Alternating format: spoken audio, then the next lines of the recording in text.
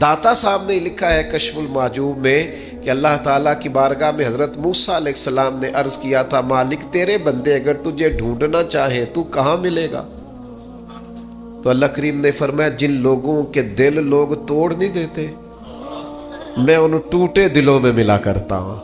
تیرا آئینہ ہے وہ آئینہ کہ شکستہ ہو تو عزیز تر ہے نگاہ آئینہ ساز میں۔ جب لوگ تانے دیتے ہیں، جب لوگ تکلیف دیتے ہیں، جب آپ بالکل ٹھیک چل رہے ہوتے ہیں، جب آپ محنت کر رہے ہوتے ہیں، جب آپ مخلص ہوتے ہیں، جب آپ جد و جہد کر کر کے تھک جاتے ہیں، اور لوگ جب پوری طور پر تانا زنی کرتے، باتیں سننے کو جب ملتی ہیں، میں دیانتداری سے کہتا ہوں جب لوگ پوری طرح دل توڑ دیں پھر کوئی سجدے کا مزہ ہے، پھر کوئی دعا کی لذت ہے، پھر کوئی چسکا ہے اس کی بارگاہ میں حاضری کا، پھر کوئی تڑپ پیدا ہوتی ہے اس کیفیت میں۔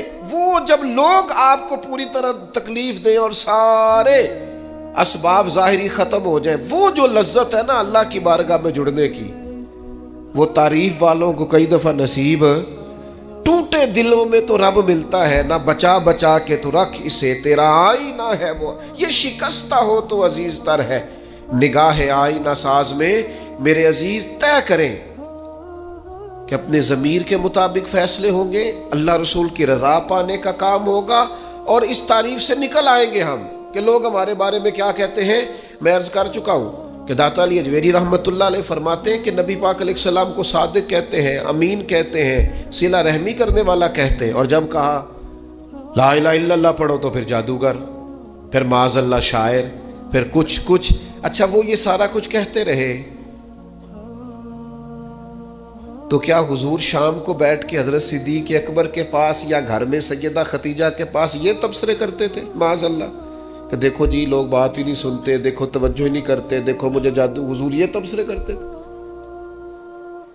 وہ جس طرح بچہ آگ کے قریب بار بار جاتا ہے اور ماں ہاتھ پکڑ پکڑ کے روکتی نہیں، غصہ نہیں کرتی، اس کا خیال ہوتا ہے اسے پتہ ہی نہیں یہ جل جائے گا، یہ رات کو بیٹھ کے تبصرے نہیں ہوتے تھے، بلکہ اللہ کا قرآن کہتا ہے اللہ کا باقی النفس کا،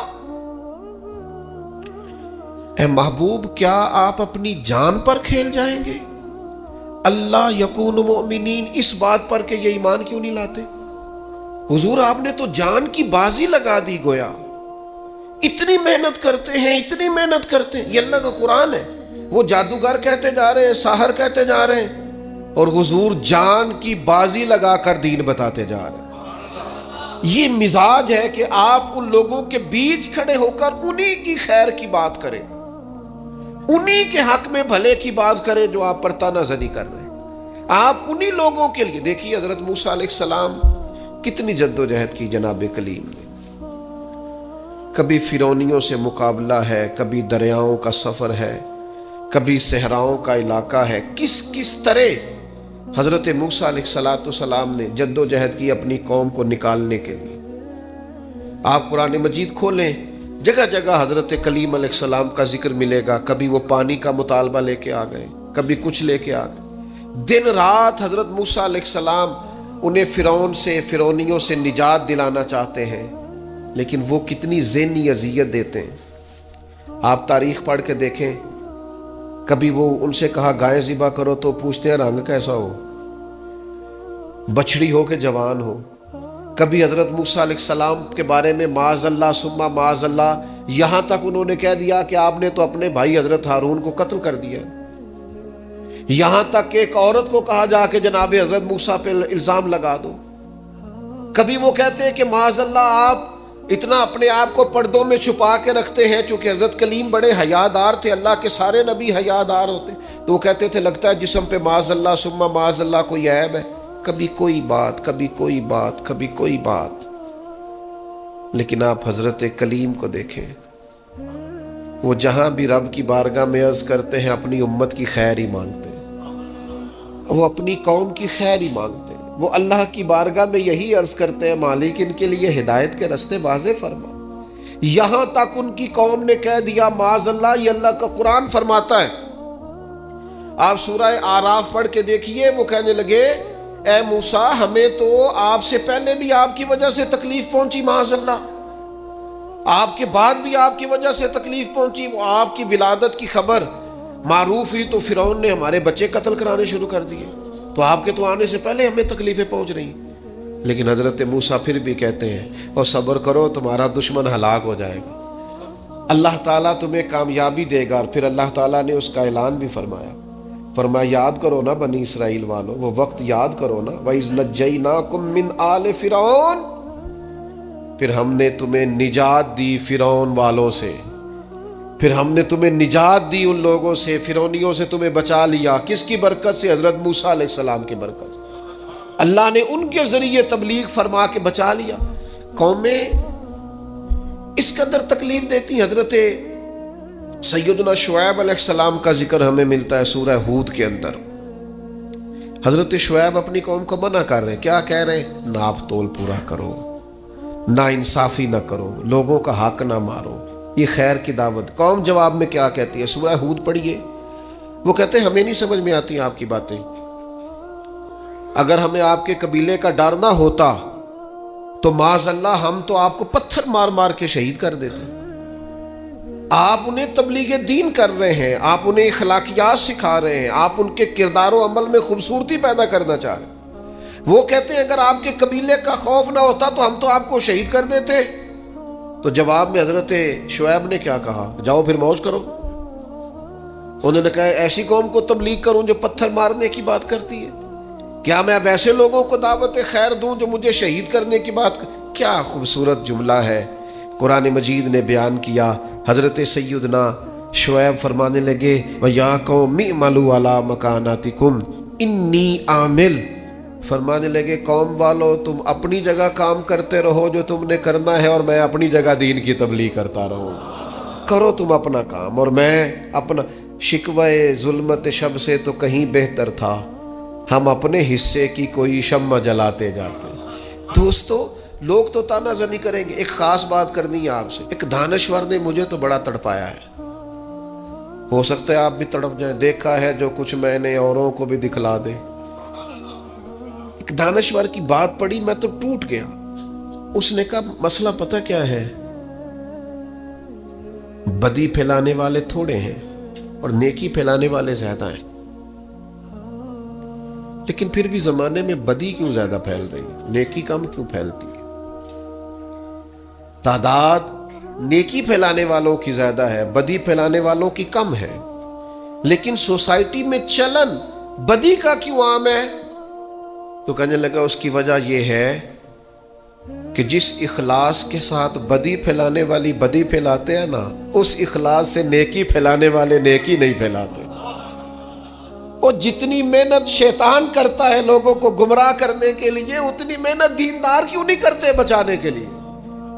جس تیزی کے ساتھ لوگ دین کے مخالف کوششیں کرتے ہیں، اتنی محنت کے ساتھ دیندار لوگ جدوجہد کیوں نہیں کرتے؟ کاش کبھی لوگ اتنے مخلص ہو جائیں جتنے بدی پھیلانے والے مخلص ہیں، تو انقلاب آ جائے۔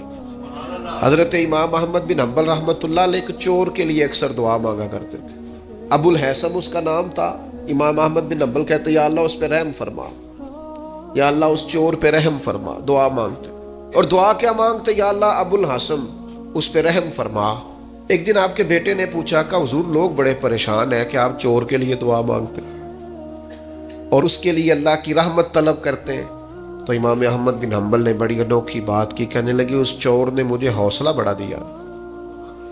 آپ فرمانے لگے دین کی ایک بات کرنے کی وجہ سے جب مجھے بادشاہ نے گرفتار کیا اور مجھے تھانے لے جایا گیا اور کوتوال مجھے بند کر رہا تھا، تو میں دیندار آدمی تھا، ساری زندگی پڑھنے پڑھانے والا تھا۔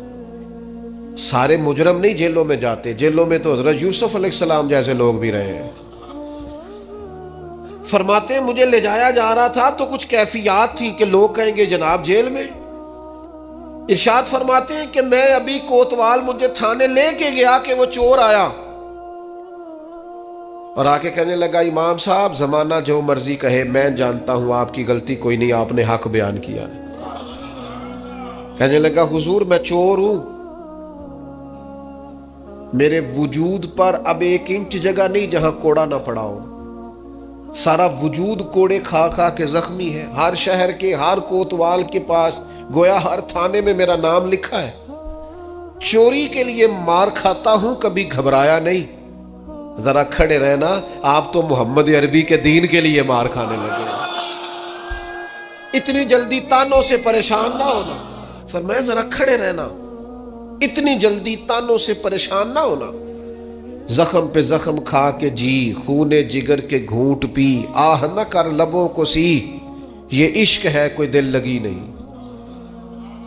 जरा ठहरना फिर अगर आप इस काम के लिए आए। आप फरमाते हैं मुझे उसकी बात ने इतना हौसला दिया कि फिर मुझे किसी चीज ने परेशान ही नहीं किया। मैं दुआ करता हूँ अल्लाह उस पर। यहाँ तो लोग हौसला तोड़ने आते हैं, लोगों का लोग हौसला तोड़ते हैं। जरा को बच्चा दीन की तरफ बढ़ता है, सवाल जवाब शुरू कर देते हैं। वो तू हुणे ही दाढ़ी रख ली है। मैं कहा जी तुसी दस्या जे जरा कदों को रखनी चाहिए सी, लिख दे जरा। आप अभी से इधर निकल गए तो आप बता दे जनाब किस वक्त निकलना चाहिए था। आप अभी से, वो अभी का क्या मतलब होता है? जिस वक्त शऊर की आंखें खुल जाती हैं, सारे दीन पे अमल करना फर्ज हो जाता है। फिर आप कमजोर क्यों होते हैं? तो मेरे अजीज, ताना जनी, कमजोरी, ये तो लोग, हजरत उबादा बिन सामित रदी अल्लाह ताला अन्हु फरमाते हैं मुझे मेरे महबूब नबी सल्लल्लाहु ताला अलैहि वसल्लम ने वसीयत फरमाई थी और मैंने अपनी ज़िंदगी में वो बातें अपने दिल के साथ, गिरा के साथ बांध के रखी और मुझे बड़ा फ़ायदा दिया उन्होंने। आप फरमाया करते थे रसूलुल्लाह सल्लल्लाहु अलैहि वसल्लम ने मुझे हुक्म दिया था कि मैं मसाकीन से मोहब्बत करूं और उनके करीब रहा करूं। और मेरे नबी पाक अलैहिस्सलाम ने मुझे फरमाया था कि मैं उस बंदे की तरफ देखूं जो माली हैसियत में मुझसे कम है, जो ज़्यादा है उसकी तरफ ना देखूं। और फरमाते हैं फिर करीम महबूब सल्लल्लाहु ताला अलैहि वसल्लम ने मुझसे फरमाया कि मैं हमेशा सिला रहमी करूं, अगरचे को बंदा मुझसे ताल्लुक़ तोड़े, मुंह फेरे, फिर भी मैं नेकी करता रहूं। और अल्लाह के हबीब अलैहिस्सलाम ने मुझसे फरमाया कि कोई चीज़ जब मुझसे मांगी जाए तो मैं फ़ौरन दे दूं, इनकार ना करूं। और अगर मेरी पहुंच में हो, ये शारहीन हदीस ने लिखा है, अगर पहुंच में हो तो वो चीज़ दे दी जाए। और फिर फरमाया नबी करीम सल्लल्लाहु ताला अलैहि वसल्लम ने कि हमेशा सच्ची बात कहना, चाहे वक्ती तौर पर लोगों को अच्छी न भी लगे। और फिर महबूब करीम सल्लल्लाहु ताला अलैहि वसल्लम ने मुझसे फरमाया तुम दीन पे चल रहे हो और अगर कोई बंदा तुम्हें ताना दे, तुम्हें मलामत करे तो परवाह ना करना, फिर आगे बढ़ते रहना। और फिर मेरे करीम हबीब ने मुझसे फरमाया था लाहौल शरीफ कसरत से पढ़ा करना, ये अर्श के खजानों में से खजाना है, ये कसरत से पढ़ना। आज आप देख लें, हम नहीं कहते सच्ची बात, सिर्फ इसलिए डरते हैं कि लोग ताना देंगे, लोग सख्त बात करेंगे, लोगों के अंदर जो हमारा एक मियार बना हुआ है वो कम होगा, ताना जनी का दरवाज़ा खुलेगा। सिर्फ इसी बात से डरते हुए मैं बहुत सारे लोगों को जानता हूँ, समझता हूँ इस बात को कि अगर अपने कबीले और बरादरी में वो सच कह दे तो उनके कहने के असरात होंगे, लेकिन वो सबकी गुड बुक में रहना चाहते हैं, वो सच बोलना नहीं चाहते, वो सबके हक में, सबके लिए अच्छा रहना चाहते हैं, वो अवामी पजीराई चाहते हैं। लिहाजा जो खैर की बात उनकी पहुंच में भी है वो भी नहीं करते, हत्ता कि अपने घर में, अपनी औलाद में, अपने बच्चों के बीच भी इंसाफ नहीं कर पाते। क्यों? इसलिए कि वो कहते हैं लोग मेरे मुखालिफ हो जाएंगे। तो मेरे भाई, लोग तो बिला वजह भी मुखालिफ हो जाते हैं, कोई सबब नहीं होता फिर भी लोग मुखालिफत करते हैं। आप देखें, पीछे से देखते हैं अंबिया, सुलहा, सहाबा, अतकिया, औलिया, देखते हैं आप कौन है जो लोगों की पजीराई और लोगों की गुड बुक में हमेशा रहा है। अगर बड़े लोग भी तारीफ करने वाले आपको मिलेंगे तो ढेर सारे तनकीद करने वाले भी मिलेंगे। बहुत सारे लोग आपको मिलेंगे जिनके लबो लहजा तीर से ज्यादा सख्त है, जिनकी आंखों के अंदर आपके लिए इतने सख्त तीर हैं कि वो बादों का जुमलों से ज्यादा सख्त महसूस होते हैं। कैसे आप गुजारा करेंगे? इसलिए बेहतरीन ये है लोगों को देखकर राह का तायुन न करें, रस्ते का तायुन रब रसूल की रजा देख कर करें और फिर उस पर चलते जाएं, सफ़र करें। अल्लाह के प्यारे हबीब अलैहिस्सलाम ने फरमाया, हज़रत अबू सईद खुदरी रदी अल्लाह ताला अन्हु हदीस के रावी हैं, मुस्नद इमाम अहमद बिन हम्बल में मौजूद है।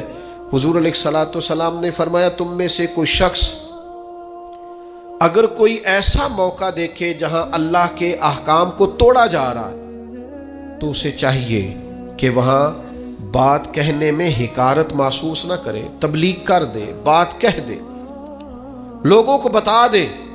اور فرمایا اگر ایسا نہیں کرے گا تو اللہ قیامت کے دن اس سے پوچھے گا وہاں تجھے بات کرنی چاہیے تھی، تو نے کیوں نہیں کی؟ تو عرض کرے گا یا اللہ میں لوگوں سے ڈر گیا تھا۔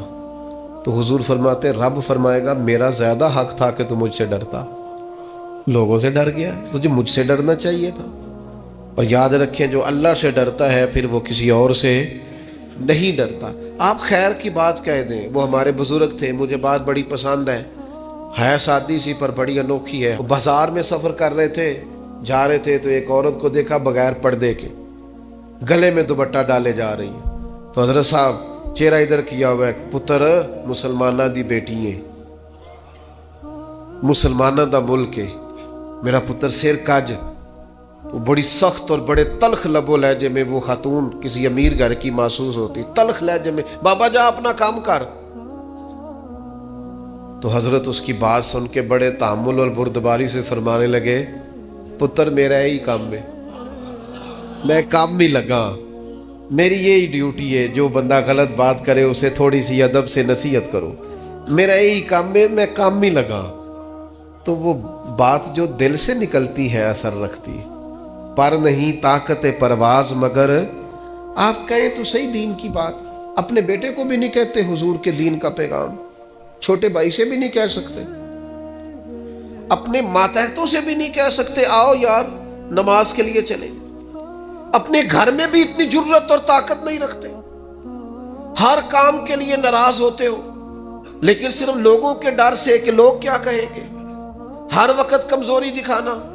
میرے عزیز اس سے آپ نکل جائیں، اس بات سے پرواہ نہیں کی لوگوں نے، لوگ نکل گئے۔ آپ یقین کریں کتنے بڑے تھے حضرت زبیر بن عوام، فرماتے تھے کسی کی جرت نہیں تھی کبھی کہ میری طرف آنکھ اٹھا کے دیکھے، لیکن پھر میں نے کلمہ پڑھا، مجھے اوڑھنے دے اذیتیں، تو میری عادتیں نہ خراب کر۔ فرماتے ہیں چٹائی لپیٹ کے نہ میرے گرد مجھے باندھ کے، تو اس کو میرا چچا آگ لگا دیتا تھا۔ وہ جو دھواں ہوتا تھا نا اس کا، ایک دھواں بڑی تکلیف دیتا ہے اگر آپ دھوئیں میں گر جائیں، فرماتے ہیں اس سے مجھے اذیت پہنچتی، تکلیف پہنچتی، لیکن ہر لمحہ میرے دل سے بھی صدا نکلتی، حق وہ ہے جو رسول پاک لے کے آئے، سچ وہ ہے جو نبی کریم علیہ السلام نے بیان فرمایا۔ کسی جگہ بھی کسی کمزوری کا اظہار کیوں ہم کمزور پڑ گئے؟ اللہ جانے کون سی ایسی باتیں ہیں جن کی وجہ سے ہم پیچھے رہتے جا رہے ہیں۔ میرے عزیزوں ان کمزوریوں سے اپنے آپ کو نکالو۔ میں آپ سے عرض کروں اپنے بچوں کو بزدل نہ بنائیں، انہیں یہ نہ کہیں کہ وہ بندے کیا کہیں گے، لوگ کیا کہیں گے، لوگ تیرے بارے میں کیا سوچیں گے۔ یہ ٹھیک ہے کہ انہیں تہمت والی جگہ سے بچائیں کہ یار تو رسوا ہو جائے گا، اور رسوائی جو ہے وہ ٹھیک نہیں ہوتی، اور وہ انہیں بتائیں غیر شرعی کاموں میں یا وہ سستی کر رہے ہیں دین سیکھنے میں تو اس میں، لیکن میرے عزیز کھانے پینے میں، اوڑھنے پہننے میں اور زندگی گزارنے میں آپ انہیں لوگوں کی رائے کا محتاج نہ کریں کہ بیٹا یہ تو اگر کھا لے گا تو لوگ کیا کہیں گے، یہ پہن لے گا تو لوگ کیا کہیں گے، اس معاملے میں لوگ کیا کہیں گے۔ دیکھنا یہاں لوگ، آپ بزدل نہ بنائیں اولاد کو۔ اللہ کرے ہمیں یہ سمجھ آئے، انہیں کہیں بیٹا اگر تو یہ کام کرے گا تو اللہ ناراض ہوگا، یہ کام کرے گا تو اس سے شریعت کی مخالفت لازم آئے۔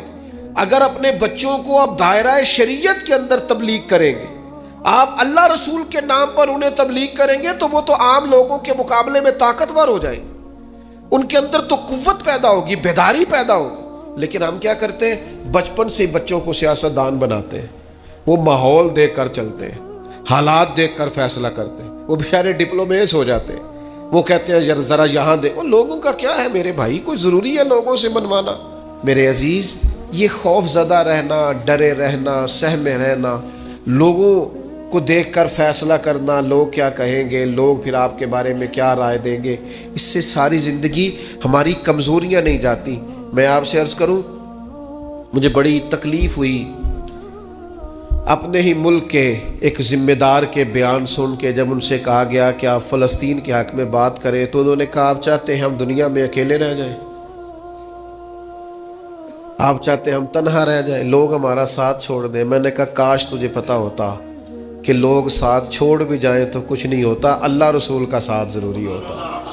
کاش تجھے خبر ہوتی لوگ پہلے بھی ساتھ نہیں ہیں، لوگ آپ کے ساتھ نہیں ہوتے، لوگ اپنے مفادات کے ساتھ ہوتے، لوگ اپنے آپ دیکھیں نا، مفاد لوگوں کا بدل جاتا ہے تو پھر وہ آپ سے بھی بدل جاتے ہیں۔ اگر مفاد کسی اور جگہ وابستہ ہے تو لوگوں کی توجہ ادھر ہو جائے گی۔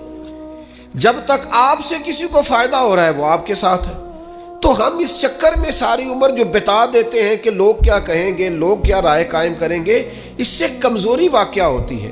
میرے عزیز، اس کمزوری سے نکلنا ہے۔ ایک خاص بات آپ کی خدمت میں عرض کرنی ہے۔ رمضان کا آخری عشرہ شروع ہو رہا ہے، میں اپیل کرتا رہا ہوں شروع سے لے کر آخر تک، پھر عرض کرتا ہوں یارو وقت کا پتہ کوئی نہیں۔ ڈھیر سارے لوگ پچھلے سال تھے، اس سال نہیں ہے۔ میں اپنے کچھ سنگیوں کو جانتا ہوں جو وقت پہ آتے تھے، جمعہ پڑھنے کے لیے جمعرات کو آ جاتے تھے، لیکن پھر اللہ کا حکم ہوا وہ چلے گئے، رخصت ہو گئے دنیا سے۔ یہ جو 10 دن ہے نا آخری عشرے کے، یہ بڑے قیمتی ہیں۔ اس طرح کسی انتہائی زرخیز چیز کو انسان کو میسر آئے تو بندہ کہتا ہے نا کہ میں جلدی سے اس میں فصل کاشت کروں، یہ جلدی جلدی مجھے پھل دے گی۔ یہ 10 دن انتہائی قیمتی ہیں، آخری عشرہ، اس کو سو کے نہیں گزارنا، موبائل دیکھ کے نہیں گزارنا۔ ان 10 دنوں کی یہ کیفیت ہے کہ سید عائشہ صدیقہ فرماتی ہے حضور جاگتے بھی تھے، ہمیں جگاتے بھی تھے۔ یہ خیر جمع کرنے کے دن ہے، یہ سعادتیں حاصل کرنے کے دن ہے۔ کوشش کریں ہر روز رات کو شب بیداری ہو۔ میری آپ سے خاص اپیل ہوگی کہ ان راتوں کو، ان اوقات کو ضائع نہ کریں، ان کو کپڑوں کے اور جوتوں کے اور خریداری کے ہی سپرد نہ کر دیں۔ یہ اوقات بڑے قیمتی ہیں، ان کو ضائع نہیں کرنا۔ آپ نے خاص توجہ کرنی ہے، گھر والوں کو بھی بتانا ہے۔ کوشش کریں سحری میں جب اٹھنا ہے تو 1 گھنٹہ پہلے اٹھیں تاکہ کچھ نفل ہو جائے، کچھ تلاوت ہو جائے، اس کے بعد سحری ہو جائے۔ آخری عشرے کی عبادت آپ نے بھولنی نہیں۔ اللہ تعالیٰ توفیق دے۔